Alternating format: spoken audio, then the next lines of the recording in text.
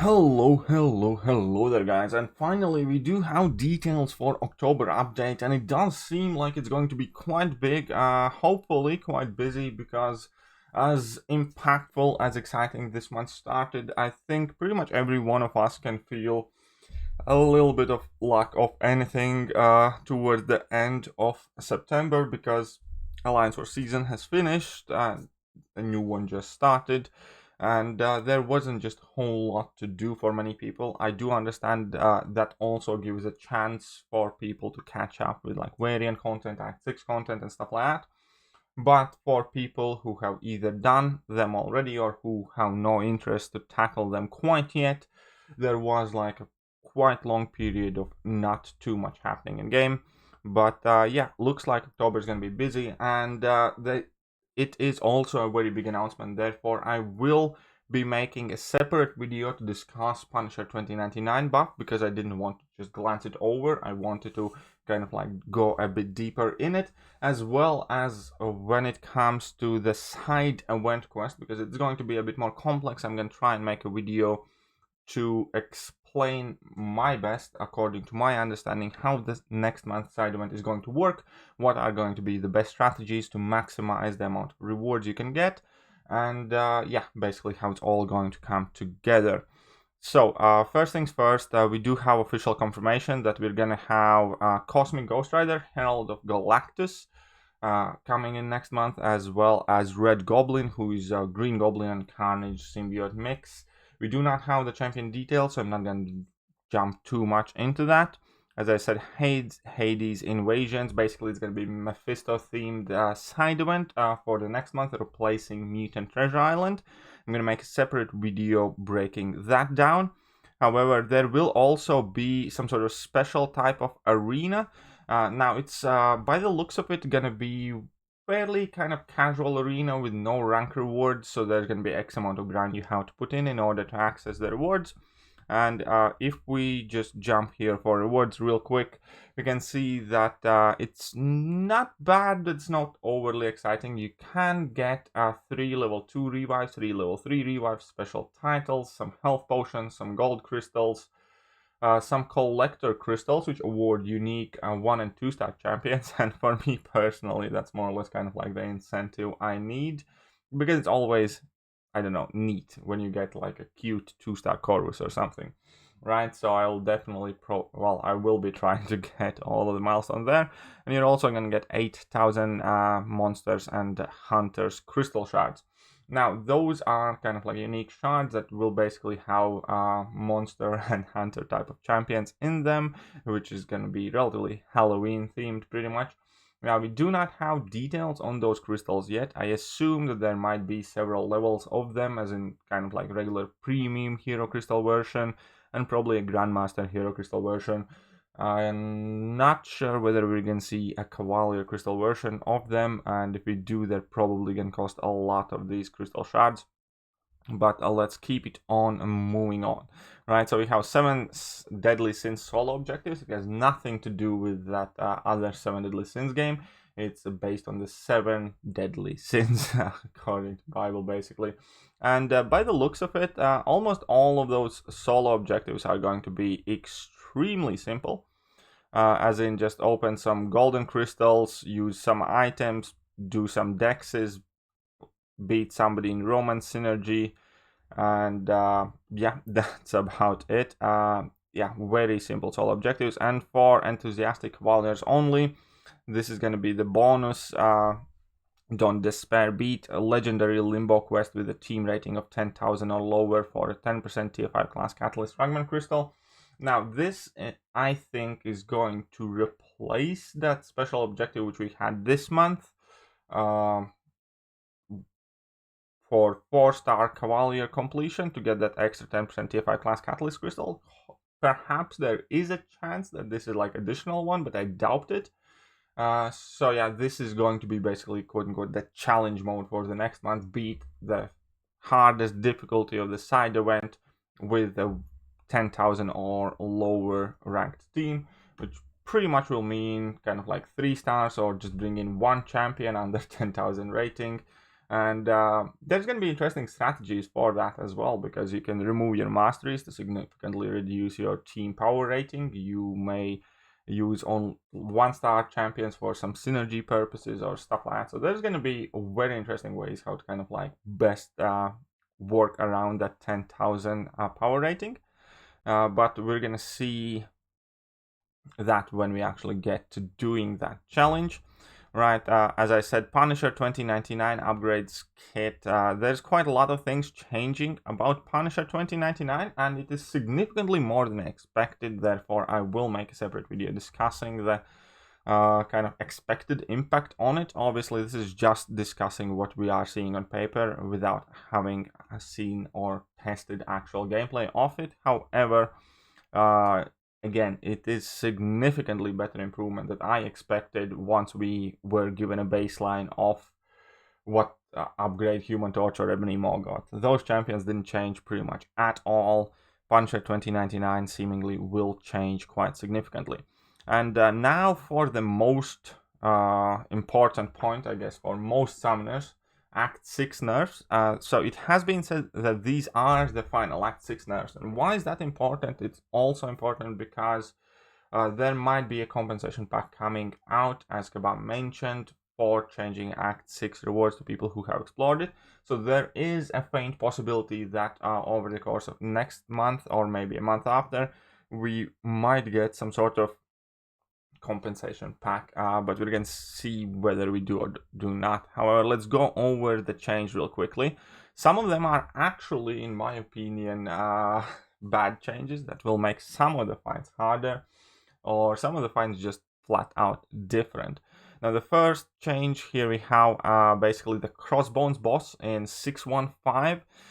We have a change from biohazard to poison. So effectively what it means that previously we needed bleed immune champions, or champions who are able to mitigate bleed damage or deal with unbleed. And now we need poison immune champions. Now there is a significant amount of poison and bleed immune champions, so that in itself is not like a large change.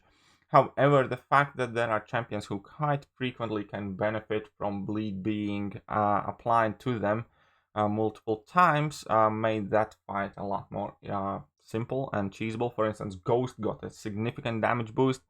Omega Red got to keep his basically death field active at all times.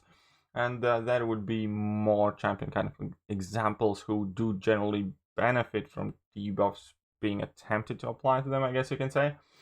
And in itself, inherently, I do think it actually makes the fight slightly harder, because yes, there are many poison immune champions, but many of the poison immune champions are quite rubbish and quite old, because like all of the older cosmic champions typically tended to be poison immune, like Captain Marvels, Miss Marvels, and Black Bolt and stuff like that. So, I don't know. I'm not a fan of that change. I didn't really see why you kind of want to change that, but hey, there it is. A decent addition to the note would be here, though, that now you will have the ability to bypass that poison with Nick Fury, because it's only a single debuff that you have to deal with. Also, for instance, Ronin will be able to shrug it off because it's a single debuff. It's not something you have to shrug off continuously. So it might not necessarily be inherently much harder, it's just going to be different. From my perspective, it's quite annoying to people who are just getting there, because all of the help guides and stuff like that, and which champions were kind of like quote-unquote necessary to become Cavalier, now gets drastically changed, as Crossbones was the biggest kind of obstacle. And all of the information on YouTube now is immediately outdated when it comes to that fight, and borderline, well, unusable. Right, anyways, let's move on. Chapter 2, and we're gonna have several changes in Chapter 2. First things first, Mr. Sinister Boss gets rid of that EMP modification and gets Prey on the Weak instead. Now, Prey on the Weak, if I'm not mistaken, is effectively a buffet node that instead of healing the opponent gives them power. So that shouldn't be too bad to deal with. So now the fight loses one of its kind of like most exclusive requirements, which is either not to trigger buffs or have flat out shock immunity. And now the requirements for that fight are be poison immune, have access to a fury buff, and quite possibly be Incinerate immune or have the ability to deal with Incinerate. And that does make that fight significantly easier, and there will be significantly more answers to it. That actually could lead to a nice separate video once the change actually go live. I will post an updated Mr. Sinister guide, if I do remember so, because quite often I tend to forget stuff. Anyways, chapter 2, Mordo boss. Now, Mordo is also one of the more annoying bosses, and unfortunately the changes there are quite inconsequential. Basically, we all made fun of Kabam and Kabam Mike sitting next to the Mordo boss at a toll booth collecting team revives, because you had this strength in numbers node on a boss, which meant that if you have any champion KO'd at the time you were gonna fight the boss, it was very, very, very hard to actually have semi-decent results in that fight. So what it meant is that you have to revive all members of your team, otherwise you would lose 25% of attack and ability accuracy. Now, instead of doing the decent thing, Kabam did the half-decent thing, and they just reduced its effectiveness by half, right? So instead of having 25% attack and ability accuracy penalty, it's 12.5% now. And I don't know, it still leaves a bad taste in everybody's mouth if you will be forced to revive your entire team in order to kind of like finish clearing that boss. And that boss fight is hard in itself. There's a lot of nodes to deal with, like power gain, spite, and then you have these nodes which require you to throw different special attacks or special attacks within 15 hits and all that other stuff. So I do not think that they did enough at all. I think change for that boss fight should have been just get rid of the strength in numbers altogether and then possibly look at additional node. But hey, you know, it's still better. It's still technically an improvement, but if somebody puts a huge pile of shit in front of you and then takes half of that pile of shit away, you're still left with half a pile of shit, which is effectively a pile of shit, just a smaller one. So that is my opinion about Mordo change. And now, this one actually, I am super happy with, because in Champion Quest, so Chapter 2, Quest 6, they replaced that Do You Bleed Rogue with Old Man Logan. And I have complained, moaned, and mentioned that Do You Bleed Rogue is possibly the most sadistic, diabolical, and just flat out stupid no design ever in game, because it's borderline offensive to even look at that, especially after having tried to do the node correct way. And so they're getting rid of that Do You Bleed Rogue, and they're replacing it with Old Man Logan, which should make it significantly easier. So I'm well happy, I guess, to see it go. Now we have Chapter 3, Quest 1, Medusa boss removed Counter-Strike.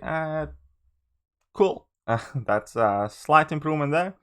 Chapter 3, Quest 3 replaced Mysterio with King Groot, replaced the preceding King Groot with Groot. Now that I think is also obviously a good, great change, because currently in the game there are like 2 champions who can do that fight as it's meant to be done, and otherwise you effectively just have to deal with Labyrinth of Legends like fight, because we have Man-Thing, we have King Groot, and that's pretty much it. And now against King Groot you're definitely gonna have way more options. So yeah, that is a good change. That's long overdue, and good on Kabam, I guess. Chapter 3, Iron Man Infinity War boss, which was a quite hard boss, definitely. They removed Plague Mind, which is one of the main reasons the fight was really tricky, and reduced power gain. So that should be substantially easier in combination to overall reduced attack and health values in Act 6.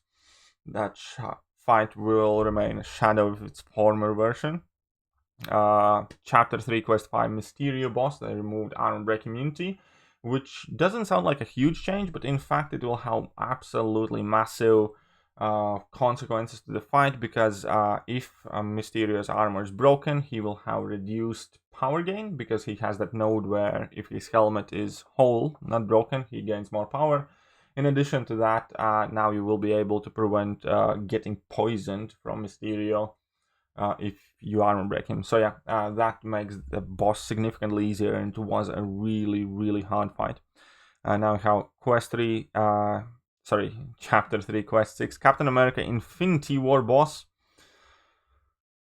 Now, this fight has been made significantly harder, because previously the easiest, by far the most effective way how to deal with it was just to Ronan cheese it, and now they replaced that node that gave him that absolute ton of Fury buffs with Aggression Fury, which doesn't really change fight too much for all of the champions that you could use before, but it changes it absolutely massively.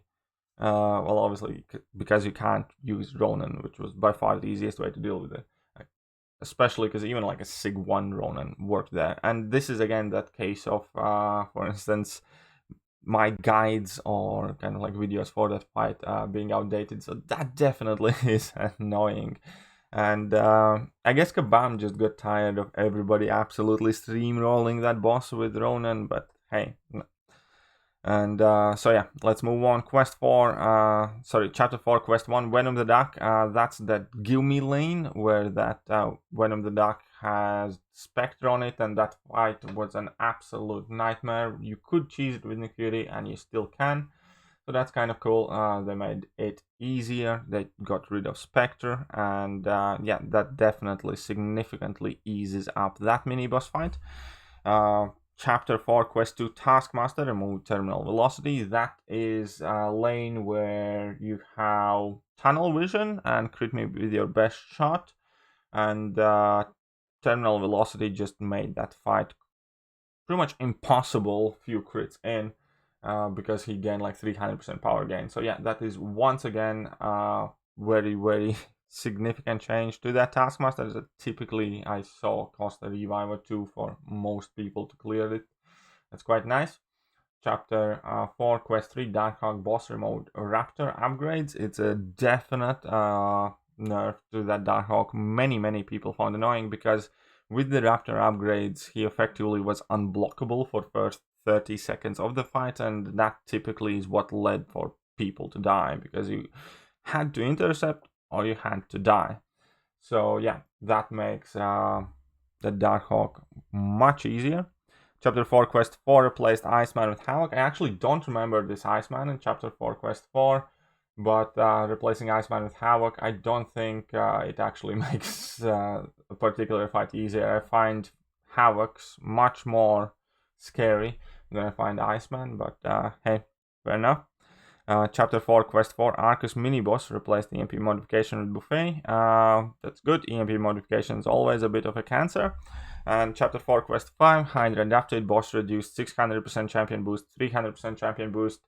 Which is cool. He wasn't the hardest boss, he wasn't the easiest boss. You still need to bring in specific counter. You will be able to take some more hits in a block. He will have less health. So yeah, it's decent change. Not really the main problem there though. But yeah, that is it for Act 6 nerfs, right? And overall, they definitely do make Act 6 a lot easier. In addition to the fact that they already reduced attack and health in Act 6, I'm actually quite curious to perhaps at some point jump back in there and try and go through it all, just to kind of like revisit it and see how my perspective of it has changed with new champions being available and ranked up, to obviously the fights being easier. So we might redo Act 6 on this channel for funsies. I don't know, maybe try to do it all absolutely itemless. I don't know, we'll see. But I definitely think it's worth a revisit. And then we're gonna have a convention clash, where basically we're gonna have a chance to fight these grand final bosses from Comic-Cons, because obviously with pandemic there is no New York City Comic-Con happening, and this time everybody will have a chance to play. Even like as previously only the people who only made it to the Comic-Con could participate and try those fights out, and now everybody is going to be able to do so. They do not seem to have any particular rewards associated with it outside of like titles or profile pictures, but hopefully they give some goodies out as well. And now we have bug fixes and improvements, and I have jabbered up for too long already, so I'm gonna try to speed it up. But there are some very significant bug fixes. First major thing to be fixed is Dragon Man, because Dragon Man was very hard to play. For me, that personally was the deal breaker, where his wings covered the opponents whilst you had them in corner, and you could not see whether they are trying to strike you, whether they're still blocking, whether they're throwing special attack, whether they're throwing heavy attack, and therefore he was very annoying to play, and they're changing that. So that's cool, I like that. The big one that many people will rejoice, and this is gonna take away one of the biggest punchlines in MCOC history and one of the most frequently heard jokes, is the fact that Ghost Rider is finally becoming Incinerate immune. So we have a new Incinerate immune champion in the contest, which is cool. Definitely well overdue. I guess better late than never. Only took them, what, 5 years the game has been out, or Ghost Rider has been out for, what, 3-4 years. But hey, Ghost Rider is going to be bleed and Incinerate immune now, so that's cool. And other than that, I don't think there's anything too major. Fixed some whiffs, fixed some other bugs, but yeah, the big ones are definitely Ghost Rider getting Incinerate immunity, and Dragon Man fixed an issue with his wings covering the opponent. And that is, again, pretty much it for October update in general. And then again, I will make another video for Punisher 2099 buff, and I'll make a video trying to explain how October side event is going to function and what is best to do with that event. I hope you guys enjoyed today's video. If you did, hit that like button, hit that sub button, hit all the buttons, and I'm gonna catch you guys soon. See ya!